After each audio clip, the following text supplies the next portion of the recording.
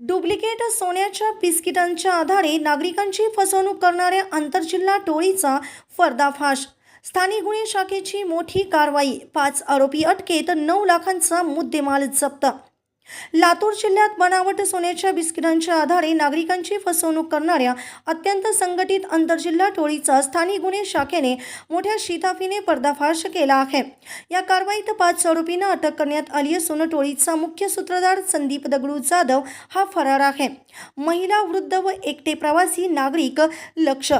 ही टोळी स्वस्तात खरे सोने मिळत आहे किंवा रस्त्यावर सापडलेले सोने आहे असा बनाव करून नागरिकांकडील खरे सोन्याचे दागिने व रोख रक्कम हडप करत होते।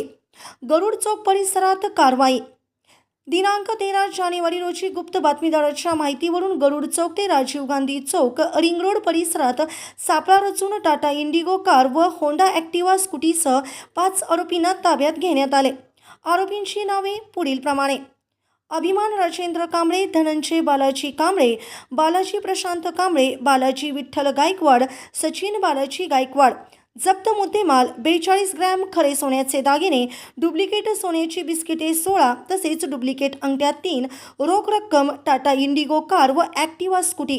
एकूण किंमत 9,01,000 रुपये। अनेक गुन्ह्यांशी संबंध उघड। तपासात आरोपींचा उदगीर, औसा, देवणी, चाकूरसह धाराशिव, नांदेड, परभणी जिल्ह्यातील फसवणूक प्रकरणाशी थेट संबंध आढळून आला आहे। पोलीस प्रशासनाचा इशारा। लातूर पोलीस नागरिकांना आवाहन करत आहेत की रस्त्यावर किंवा अनोळखी व्यक्तीकडून स्वस्तात सोने आमिषाला बळी पडू नये। संशयास्पद प्रकार आढळल्यास त्वरित पोलिसांशी संपर्क साधावा।